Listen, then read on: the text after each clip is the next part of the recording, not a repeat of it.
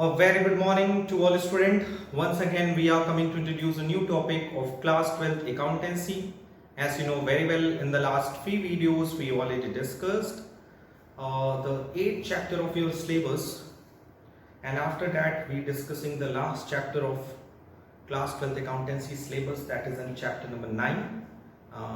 The name of this chapter is redemption of debenture. So before starting the new chapter, let's we discuss the new topic of the chapter number 7, that is an issue of debenture. In this chapter, we already discussed how company issued its debenture at par or at premium or at discount, and what journal entry should be passed at the time of the issue of debenture for consideration other than cash. So after completing such topic, let's we move to the new topic of today's video and this chapter, that is an issue of debenture as collateral securities. And I requested to all the students, please see this topic very carefully, because in the examination there's a 99% chances there are 99% chances to come in the examination. ये topic जो है वो लगभग sure होता है कि ये topic आपके एग्जामिनेशन में आएगा ही आएगा. सो इसलिए आप लोग ये टॉपिक को अच्छे से पढ़ लीजिए. देखिए क्या होता है. जो टॉपिक का नाम है वो है issue of debenture as collateral securities. Collateral securities basically जो issue of debenture as collateral securities होता है वो पर्पस को डिफाइन करता है कि किस पर्पस के लिए डिबेंचर्स को इशू किया जा रहा है. बेसिकली आपने दो पर्पस देखा है. कैश के लिए डिबेंचर को इशू होने के लिए, और for consideration other than cash के लिए हम डिबेंचर को इशू करते हैं, जैसे किसी एसेट्स को खरीदने के लिए, या फिर किसी अंडरराइटर्स या ब्रोकर्स को पे करने के लिए, या किसी अनदर बिजनेस को परचेस करने के लिए. सिमिलरली उसी तरह से जब हम डिबेंचर को इशू करते हैं for the third purpose, that is an as a collateral securities. इसका मतलब क्या होता है? इसका मतलब ये होता है when company takes a loan, when company takes a loan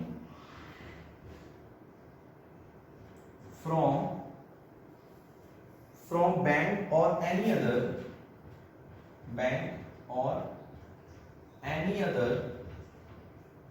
financial institution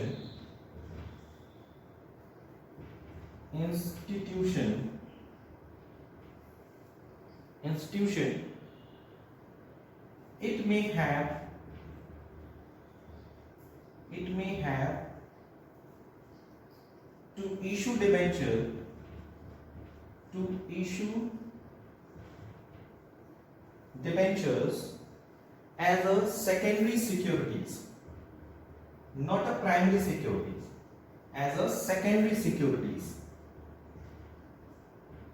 which is called issue of debenture as collateral securities.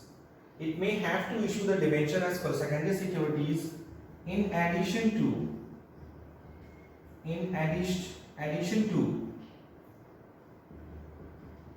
Primary securities. ये अपनी कॉपीज में नोट डाउन कर लेना. This is the best definition of the issue of debenture as collateral securities. इस situation में होता क्या है बेसिकली कि जब कंपनी लोन लेती है बैंक से या किसी अदर फाइनेंशियल इंस्टीट्यूशन से, तो उस सिचुएशन में कंपनी, आपको पता है, कोई प्राइमरी सिक्योरिटी तो इशू करती ही करती है. यानी जैसे ये कंपनी है, इस कंपनी ने किसी बैंक से या फाइनेंशियल इंस्टीट्यूशन से किसी अमाउंट का लोन लिया, तो आपको पता है कि अगर आप भी लोन लेने जाएंगे या कोई इंस्टीट्यूशन या कोई ऑर्गेनाइजेशन भी बैंक से या किसी अदर फाइनेंशियल इंस्टीट्यूशन से लोन लेगा, तो उसके पीछे उसको क्या रखना पड़ेगा? मॉर्गेज रखना पड़ेगा, गिरवी रखना पड़ेगा, कोई ना कोई एसेट्स या कोई ना कोई सिक्योरिटी उसको गिरवी रखनी पड़ेगी, जो उसके लोन को सर्टिफाइड करेगा कि अगर हम लोन नहीं पे कर पाएंगे, अगर हम लोन नहीं ले पाएंगे, लोन टाइमली रीपे नहीं कर पाएंगे, तो आप ऐसा करना, मेरा वो एसेट्स, मेरी वो सिक्योरिटीज आप पजेस्ट करके, टेक ओवर करके आप अपना लोन का अमाउंट रियलाइज कर ले. कॉन्सेप्ट समझ में आया? लेकिन इसके साथ साथ कंपनी क्या करती है, प्राइमरी सिक्योरिटीज के साथ साथ सेकेंडरी सिक्योरिटीज भी, मतलब लोन लेने के पीछे प्राइमरी सिक्योरिटी तो रखती है, साथ ही साथ सेकेंडरी सिक्योरिटीज भी रखती है। ये इसलिए रखा जाता है बेसिकली कि इस सिचुएशन में बैंक के पास दो ऑप्शन होगा, ध्यान से समझिएगा इस चीज को। अभी तो आपने पढ़ा कि क्या होता है issue of debenture as collateral security. Issue of debenture as collateral security का मतलब होता है कि जब कोई कंपनी किसी बैंक से या किसी फाइनेंशियल इंस्टीट्यूशन से लोन लेती है तो वो डिबेंचर को क्या करती है, सेकेंडरी सिक्योरिटी के रूप में मॉर्गेज रख देती है in addition to primary securities. जैसे मान लीजिए इस कंपनी ने इस बैंक से 10 लाख रुपए का लोन लिया और उसके बदले उसने अपनी कोई एसेट्स या कोई भी सिक्योरिटीज, प्राइमरी सिक्योरिटीज क्या कर दी, इनको गिरवी रख दी, और उसके साथ साथ कंपनी ने एक सेकेंडरी सिक्योरिटी भी गिरवी रख दी। यानी इससे दो फायदा होगा। पहला, बैंक का जो लोन है वो ज्यादा क्या हो जाएगा, सिक्योर्ड हो जाएगा। सिक्योर्ड मतलब पहला ऑप्शन कि अगर कंपनी लोन नहीं दे पाई और उस सिचुएशन में लोन नहीं दे पाएगी, ये अभी इमीडिएट रिफ्लेक्ट तो होगा नहीं, इसमें टाइम लगेगा 10 साल 15 साल, तो हो सकता है जो एसेट्स कंपनी ने रखी हुई गिरवी वो बेकार हो जाए या उसकी मार्केट वैल्यू उस समय जीरो हो जाए। तो उस सिचुएशन में बैंक क्या हो जाएंगे, अफ्रेड हो जाएंगे, कहेंगे उनका लोन तो रिकवर नहीं हो पाएगा। तो उस सिचुएशन में बैंक सेकेंडरी सिक्योरिटीज भी ले सकते हैं। यानी बैंक लोन देने में या कोई फाइनेंशियल इंस्टीट्यूशन लोन देने में कभी मना नहीं करेगा, क्योंकि उसके पास दो ऑप्शन है, या तो वो एसेट्स को टेक ओवर कर ले, और अगर एसेट्स सही कंडीशन में नहीं है तो वो कंपनी का डिबेंचर क्या कर लेगा, टेक ओवर कर लेगा, यानी कि कंपनी का डिबेंचर होल्डर बन जाएगा विदाउट गिविंग एनी मनी, क्योंकि उसने ऑलरेडी उस कंपनी को क्या देके रखा हुआ है, लोन देके रखा हुआ है। सो देखा आपने कितना इंपॉर्टेंट है issue of debenture as collateral securities, company के पॉइंट ऑफ व्यू से भी और बैंक के पॉइंट ऑफ व्यू से भी। ओके, अब हम लोग आगे बढ़ते हैं कि सर इस टाइम, यानी जब कोई कंपनी डिबेंचर इशू करती है कोलैटरल सिक्योरिटीज, तो हम कैसे इसको रिकॉर्ड करेंगे। सो इसको भी लिख लीजिए, there are two methods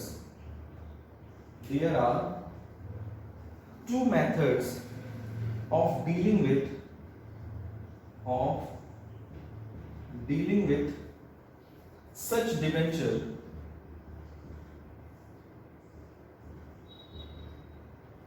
in the books of company। यानी कंपनी की बुक में हम इस इंसिडेंट को या इस ट्रांजैक्शंस को, इस एक्टिविटी को कैसे रिकॉर्ड करेंगे। सो उसके कितने मेथड्स हैं, देयर आर 2 मेथड्स। तो कंपनीज एक्ट में इसके 2 मेथड्स दिए हैं कि जब कोई कंपनी डिबेंचर इशू करती है कोलैटरल सिक्योरिटीज, तो 2 मेथड हैं। पहला मेथड क्या है, first method and second method.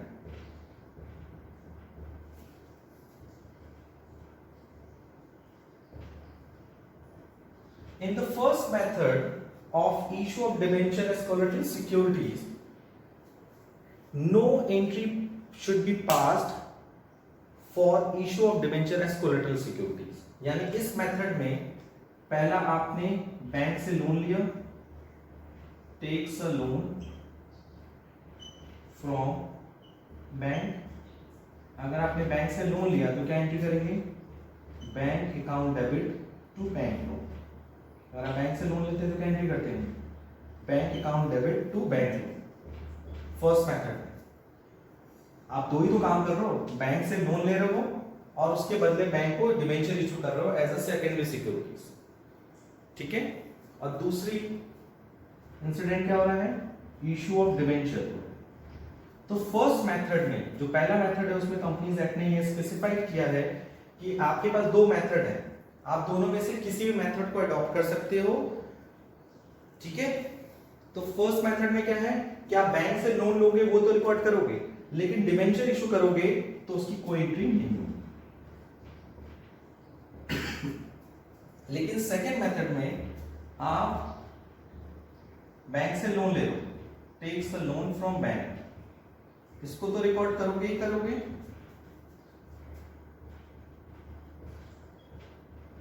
और उसके साथ साथ डिबेंचर को इशू कर रहे हो एज अ कोलेटरल सिक्योरिटीज, उसको भी रिकॉर्ड करोगे, उसको भी आप क्या करोगे, रिकॉर्ड करोगे।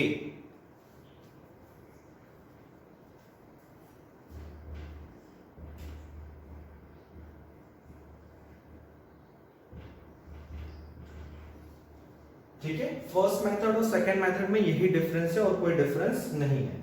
इशू ऑफ डिबेंचर की एंट्री क्या होगी, डिबेंचर सस्पेंस अकाउंट डेबिट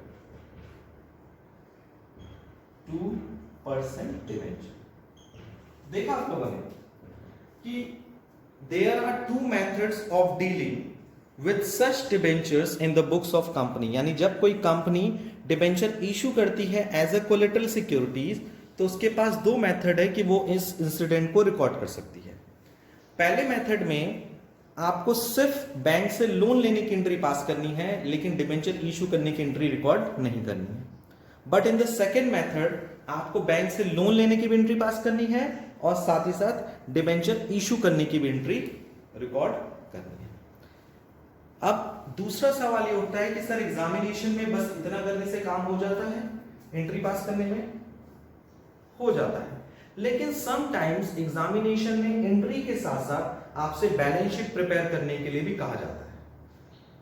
तो ध्यान से समझिएगा कि जब कोई कंपनी डिबेंचर इशू करती है एज ए कोलेटरल सिक्योरिटीज, तो सिचुएशन में एंट्री के साथ साथ क्वेश्चंस में बैलेंस शीट बनाने को भी पूछा जाता है, कैसे बैलेंस शीट बनेगा। ठीक है, आइए चलते हैं कैसे बैलेंस शीट बनेगी इस सिचुएशन में।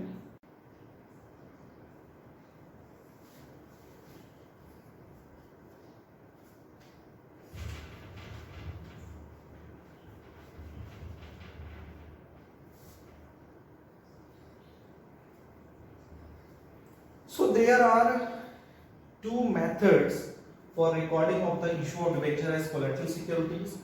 तो उसका बैलेंस शीट में क्या इफेक्ट पड़ेगा,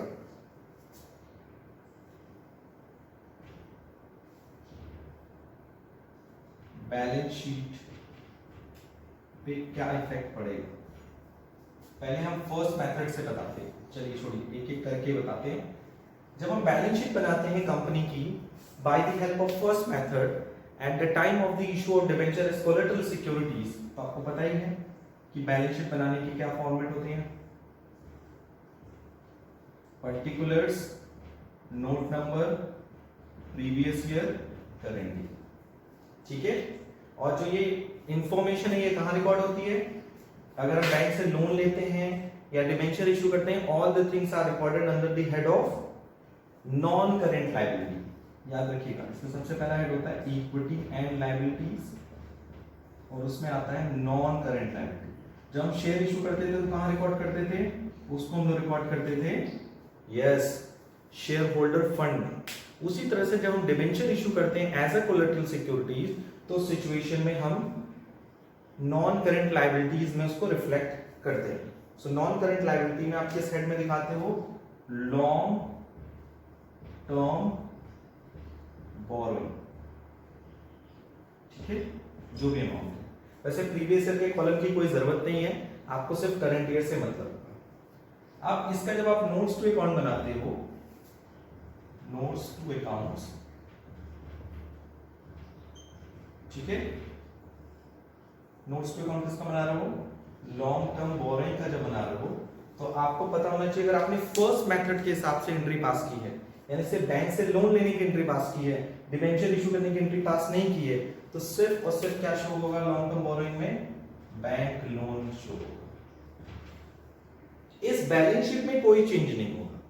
बैलेंस शीट चाहे फर्स्ट मेथड हो चाहे सेकंड मेथड हो, दोनों की सिचुएशन में इसी तरह से प्रिपेयर होगी।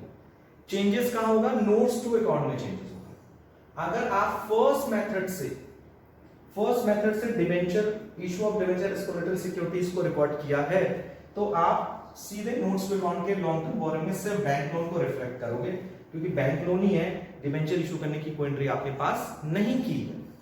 लेकिन अगर ये फर्स्ट मेथड से, लेकिन अगर आपने सेकेंड मेथड से क्या किया है, एंट्रीज रिकॉर्ड की है, सेकेंड मेथड से अगर आपने एंट्री रिकॉर्ड की तो उस सिचुएशन में जो नोट्स टू अकाउंट है वो चेंज हो जाएगा।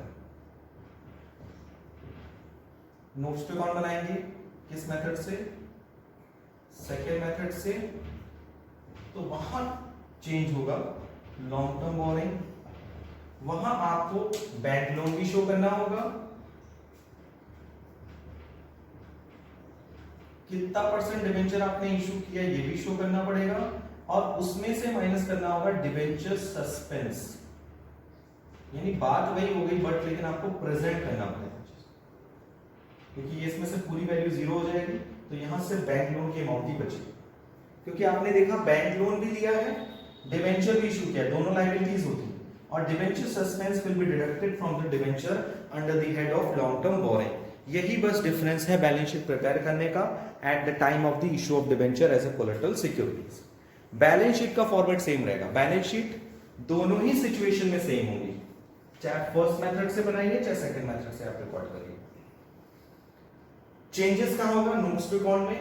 अगर आपने फर्स्ट मेथड से नोट्स टू अकाउंट बनाया है या नोट्स टू फर्स्ट मेथड अगर आपने अडॉप्ट किया तो सिचुएशन में नोट्स टू अकाउंट में सिर्फ बैंक लोन शो करेंगे, और अगर आपने सेकंड मेथड को अडॉप्ट किया है तो सिचुएशन में जो नोट्स टू अकाउंट है उसमें बैंक लोन, डिवेंचर की वैल्यू, उसमें से माइनस करेंगे डिवेंचर सस्पेंस की वैल्यू। ठीक, अब रहा ये बैंक, ठीक है, इस बैंक को हम लोग कहां रिकॉर्ड करते हैं? It will be recorded under the asset side of the balance sheet, यानी कि इक्विटी एंड लायबिलिटी में रिकॉर्ड नहीं होता, एसेट साइड में। किसमें? बैलेंस शीट के एसेट साइड में। किस हेड में? करंट एसेट्स में रिकॉर्ड होती है, क्योंकि एसेट साइड में दो हेड होता है, non current as and currents. Currents में रिकॉर्ड होती है, और करंट एसेट्स के भी किस हेड में? कैश इन कैश इक्विवेलेंट्स के हेड में। तो वैसे आपको कंप्लीट बैलेंस शीट बनाने को बोलेगा नहीं, आपको सिर्फ ये कहेगा कि issue of debenture as collateral securities को रिकॉर्ड करिए। आइए इससे रिलेटेड एक न्यूमेरिकल क्वेश्चन डिस्कस करते हैं जिसमें आपको कंप्लीट नॉलेज मिल जाए। Question number 20,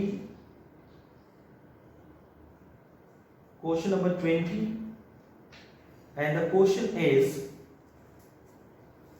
S Singh Limited obtained a loan of 5 lakh from State Bank of India at the rate 10% interest. The company issued 7,50,000 10% debenture of 100 each in favor of State Bank of India as collateral securities. Pass necessary journal entries for the above transactions. And there are two situations when company decided not to record the issue of 10% as collateral securities. यानी first method की बात कर रहा है, कह रहा है कि आप इशू किया debenture as a collateral securities, तो पहला आप बताओ कि कंपनी अगर नहीं चाहेगी कि वो रिकॉर्ड करे तो आप फर्स्ट मेथड अडॉप्ट करोगे, और दूसरा बोला है when company decided to record the issue of 10% debenture as collateral securities. तो इस क्वेश्चन का सॉल्यूशन हम चाहें तो इसी में एडिट कर सकते हैं क्वेश्चन नंबर 20 की तरफ। क्वेश्चन नंबर 20 में पहले में क्या बोला हुआ है? केस 1। केस 1 में आपको क्या करना होगा? सिर्फ एक एंट्री पास करनी होगी, क्योंकि आपको सिर्फ बैंक से लोन लेने की एंट्री पास करनी है, रिकॉर्ड नहीं करना है कि आपने डिबेंचर इशू किया है। तो केस 1 में आपकी एंट्रीज क्या होंगी?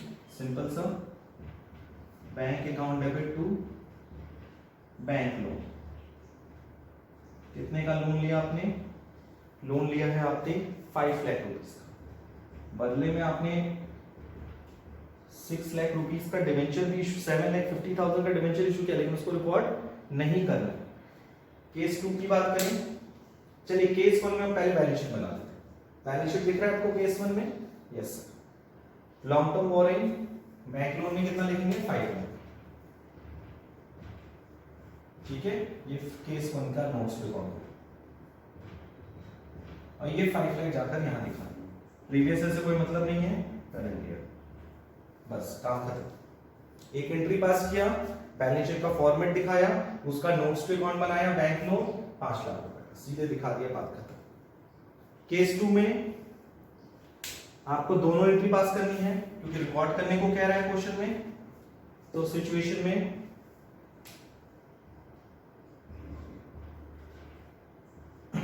क्या होगा, आप बैंक से लोन लोगे, उसकी एंट्री पास करोगे,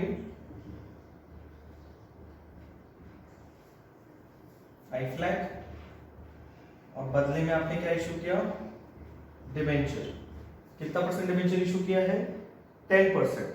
तो एंट्री क्या होगी, entry will be a debenture suspense account debit to 10% debenture and amount will be a 7,50,000। ये दो एंट्री पास किया। और जब इसका नोट्स टू अकाउंट आप बनाओगे तो देखिए केस 2 का बना हुआ है। तो बैंक लोन कितने का था, 5 लाख, डिवेंचर कितने का इशू किया, 7,50,000 का, और कोलेटरल सिक्योरिटीज कितना है, 7,50,000। आंसर दोनों का सेम आएगा। बैलेंस शीट आप चाहे फर्स्ट मेथड से बनाइए चाहे सेकंड मेथड से, मेन बैलेंस शीट सेम होगी, बट चेंजेस कहां होगा, नोट्स टू अकाउंट में। और इसी से एग्जामिनर समझ जाएगा कि आपको नॉलेज है कि नहीं। और आप चाहें तो यहां लिख भी सकते हैं issue of debenture as collateral securities, 7,50,000 का डिबेंचर है, 100 रुपीज का, तो आप पूरा नरेशन यहां ले सकते हैं तो और इंप्रेशन पड़ेगा। Issue of debenture as collateral securities, 75,000 shares debentures at the rate of 100 each. आप इस पर परसेंटेज भी लगा सकते हो, 10% debenture. So I hope it is clear for you. देखा आपने कितना आसान है।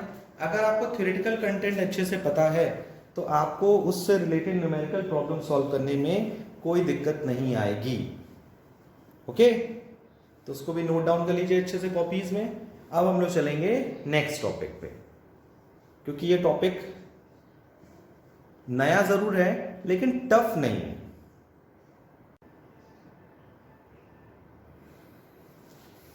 So after completing the very popular concept that is an issue of debenture as collateral securities, let's we move to the next topic and which is also important for the examination point of view. So ये topic भी आपको अच्छे से क्या करना है, discuss करना है और समझना है कि जो नेक्स्ट टॉपिक है वो क्या कहता है। And the topic is accounting for issue of debenture, accounting of issue of debentures considering the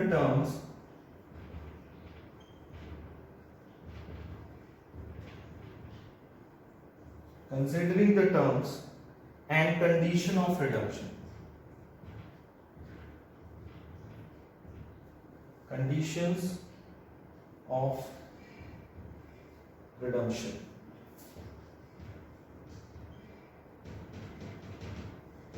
ये जो टॉपिक है ये एग्जामिनेशन पॉइंट ऑफ व्यू से बहुत इंपॉर्टेंट टॉपिक है कि यहां पर हम इशू ऑफ डिबेंचर को ऐसे रिकॉर्ड करेंगे जिसमें हमें रिडम्पशन के टर्म्स एंड कंडीशन को भी कंसीडर करना है। क्या कहने का मतलब है सर, आपको पता है कि जब हम डिबेंचर के इशू की बात करते हैं, सो डिबेंचर का इशू आप पढ़ रहे हैं तो इशू में 3 ऑप्शन होते हैं। हम पार पे डिबेंचर को इशू कर सकते हैं, प्रीमियम पे इशू कर सकते हैं और डिस्काउंट पे इशू कर सकते हैं। So we have a 3 option on which we issued its debenture, par पे, प्रीमियम पे, डिस्काउंट पे। अब हम इशू करने का मतलब है फंड अरेंज कर रहे हैं, डिबेंचर इशू करके पैसा ले रहे हैं from the public, from the debenture holders. Similarly जब एक सर्टेन पीरियड आता है और कंपनी को उनका डिबेंचर वापस करना पड़ता है, डिबेंचर का मतलब डिबेंचर होल्डर को डिबेंचर वापस करना पड़ता है और कंपनी को उनका पैसा वापस करना पड़ता है, तो उसको हम लोग बोलते हैं रिडम्पशन। तो रिडम्पशन में 2 ऑप्शन है, या तो हम पार पे रिडम्पशन कर सकते हैं या तो प्रीमियम पे। डिस्काउंट पे रिडम्पशन नहीं कर सकते। ऐसा क्यों होता है, ध्यान से समझना। मैंने आज 100 रुपए का डिबेंचर इशू किया 100 रुपए में, तो आपको 100 रुपए का डिबेंचर दिया और आप उसके बदले में 100 रुपए का डिबेंचर पैसा ले लिया, 100 रुपए ले लिया। दूसरा कंडीशन क्या हो सकता है, 100 रुपए का डिबेंचर दिया, 110 रुपए ले सकता हूं क्योंकि मेरी कंपनी की गुडविल अच्छी है या आपको मेरी कंपनी पे ज्यादा ट्रस्ट है, आपने जितने का डिबेंचर था उससे ज्यादा दिया। तीसरा डिस्काउंट की बात करते हैं। 100 रुपए का डिवेंचर मैं आपको 90 रुपए में दे रहा हूं तो भी आप ले लोगे।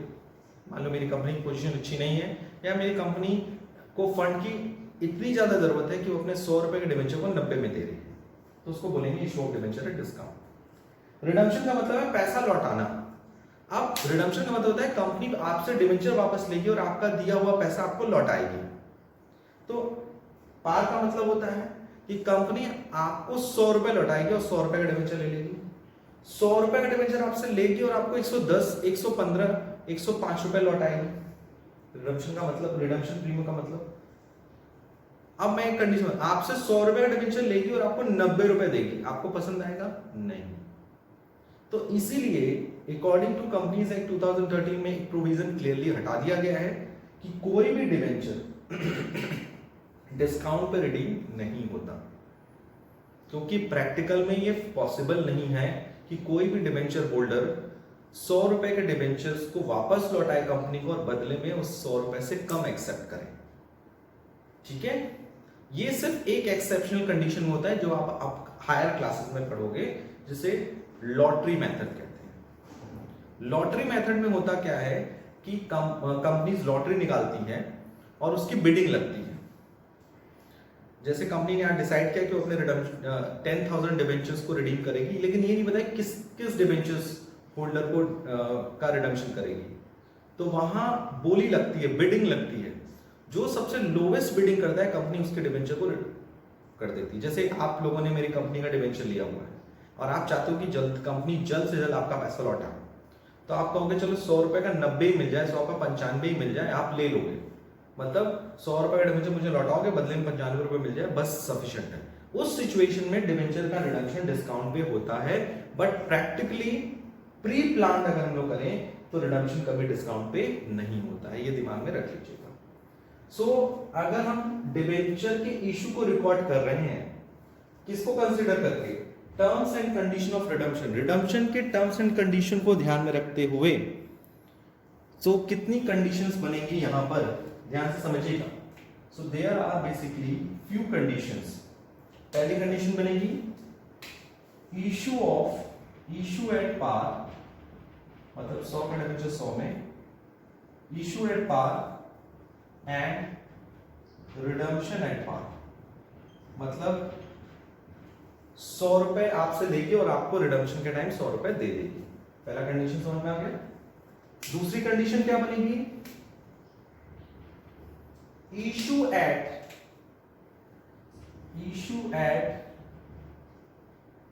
पार 100 रुपए आपसे और रिडम्पशन करेगी प्रीमियम पे। मतलब इशू के टाइम आपसे लेगी 100 रुपए और जब रिडम्पशन आएगा तो आपको कितना रुपए लौटाएगी? 110 रुपए। तीसरी कंडीशन क्या होगी? मैं हेडिंग लिख के देता हूं, 3, 4, 5, 6, मैक्सिमम 6 हो सकते हैं, देखते हैं।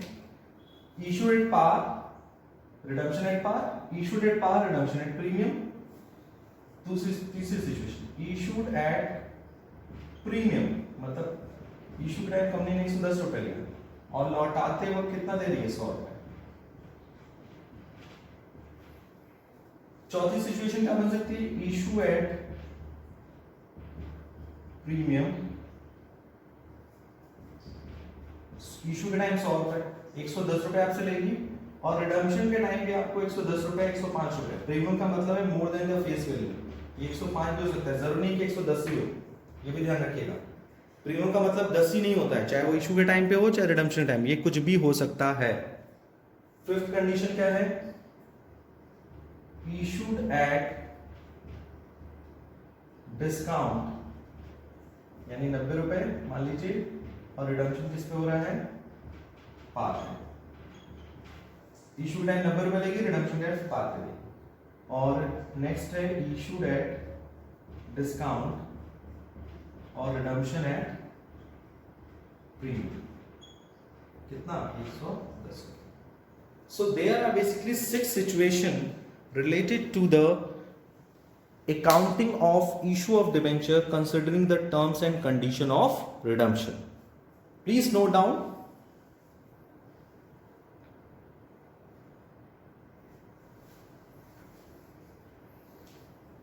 So in today's video we discuss the two important topic. The first one is the issue of debenture as a collateral securities, as well as accounting of issue of debenture considering the terms and condition of redemption. So there are 6 conditions related to it. इस पे जो journal entries pass होती हैं उसको हम लोग next video में discuss करेंगे कि 6 कंडीशन में कंपनी किस तरह से इशू ऑफ डिबेंचर और रिडम्पशन ऑफ डिबेंचर के कंडीशंस को फुलफिल करके जर्नल एंट्री पास करती है. सो आज के लिए इतना ही. Thank you, take care, good bye.